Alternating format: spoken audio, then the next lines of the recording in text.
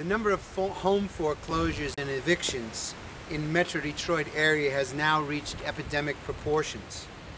Neighborhoods throughout the 12th Congressional District, like Ferndale or Oak Park, Southfield, Hazel Park, Warren, and Sterling Heights, are dotted with hundreds of homes that have been seized by the banks from working families who are unable to keep up with their mortgage payments and the high cost of living. Each of these homes, like the one I'm standing in front of, tells a story of a family devastated by the loss of a job, a wage cut, an unforeseen medical expense, or some other calamity.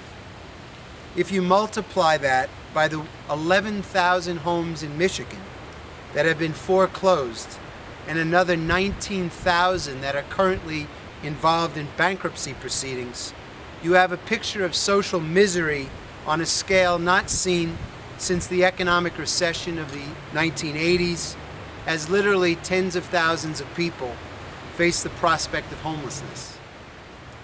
Like everything else in America, the maintenance of a home is presented as a personal responsibility. There is no social safety net for those who suffer a job loss or can no longer juggle the high housing costs with the innumerable other demands on their paychecks, like higher medical, education, and fuel costs. If you cannot make your house payment, the bankers, the politicians, and the media say, tough luck, you're on your own. But workers are not responsible for the disastrous decisions made by the corporate CEOs of Delphi and Kmart, Northwest Airlines, GM, and Ford, who drove these companies into bankruptcy or near bankruptcy while salting away millions for themselves and laying off tens of thousands of workers. Nor are they responsible for the irrational rise in housing values over the last few years, fueled in large measure by real estate speculators and lending company hustlers. The housing bubble has now crashed, leaving thousands of homeowners owing more on their homes than they will ever be able to recover if they manage to sell them. In the first two gubernatorial debates, Governor Granholm and her Republican opponent, Richard DeVos, could not address, let alone offer any viable solution to this devastating social crisis. Nor has my opponent in the race for U.S. Congress in the 12th District, 12-term incumbent Sander Levin, offered any relief for working families, even as the foreclosure rate in Macomb County, in the center of this district, has shot up 234% in the last year. The Socialist Equality Party calls for a series of emergency measures to meet this crisis. I call for a moratorium on foreclosures and evictions for all laid-off workers. Lenders must grant emergency relief to unemployed workers, and the government must provide aid so that no worker loses their home because he or she has lost the job. I call for the limit on housing costs to no more than 20% of a worker's income by capping new home prices and the interest rates and other costs that lenders are able to charge.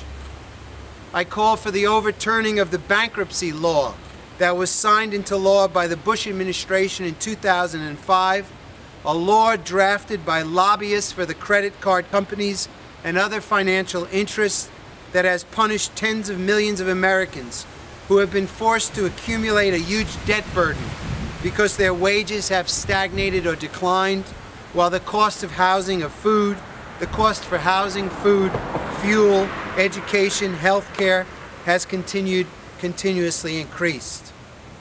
I call for the launching of a crash program to construct tens of thousands of new low-cost and high-quality housing units to end homelessness and guarantee safe, affordable, and decent shelter for all. Finally, I demand the shifting of the tax burden for public services from small homeowners to the corporations and those most able to pay. The Reagan and Bush-era tax cuts for the rich must be repealed and the policy of state and local governments ended which provide ever greater tax breaks and subsidies to big business. Now, these emergency measures must be combined with a far-reaching reorganization of the home building and lending industry in order to take profit out of housing. Like healthcare, education, and economic security, such an essential requirement as the provision of decent shelter for working people and their families cannot be left to the vagaries of the capitalist market and the interests of the wealthy investors, real estate moguls, and big home builders.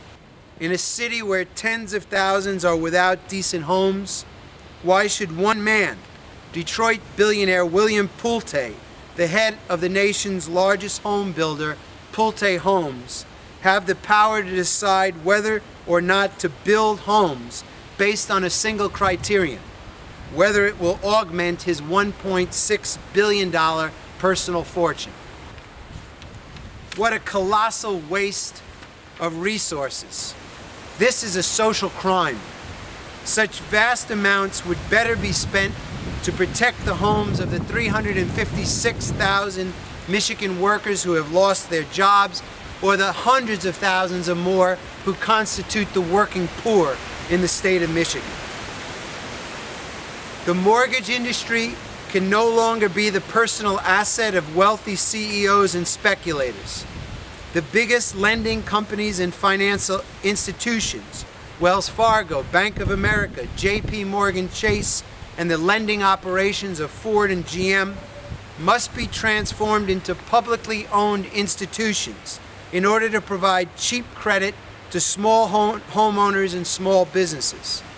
There must be an end to predatory lending and the variety of financial devices, from interest-only loans to adjustable mortgage rates, used to trap homeowners in a never-ending and crippling cycle of indebtedness.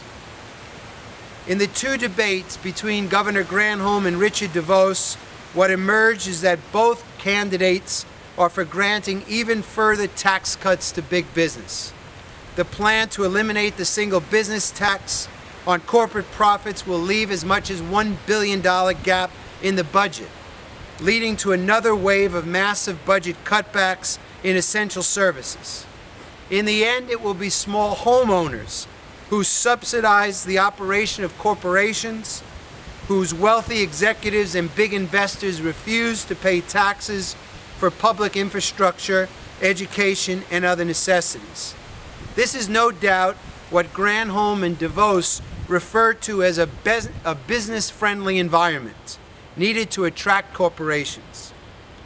I reject this entirely. I believe there should be a worker-friendly environment in Michigan. That means guaranteeing every worker has the right to a decent-paying job, a high quality and affordable housing, health care, and education. If corporations threaten to leave the state, I say this is just cause to demand that they be transformed into publicly owned enterprises.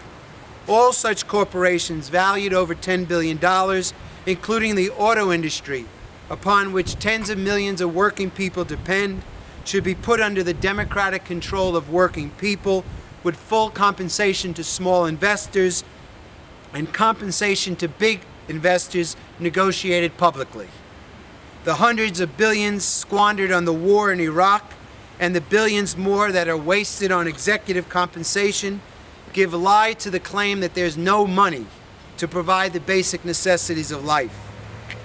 The housing crisis in Michigan underscores the need for working people to break with the two parties of big business and war, the Democrats and Republicans, and construct a mass political party of the working class to fight to reorganize the economy to meet human needs, not corporate profits, and carry through a vast redistribution of wealth from the financial elite into the provision of social needs for the mass of working people.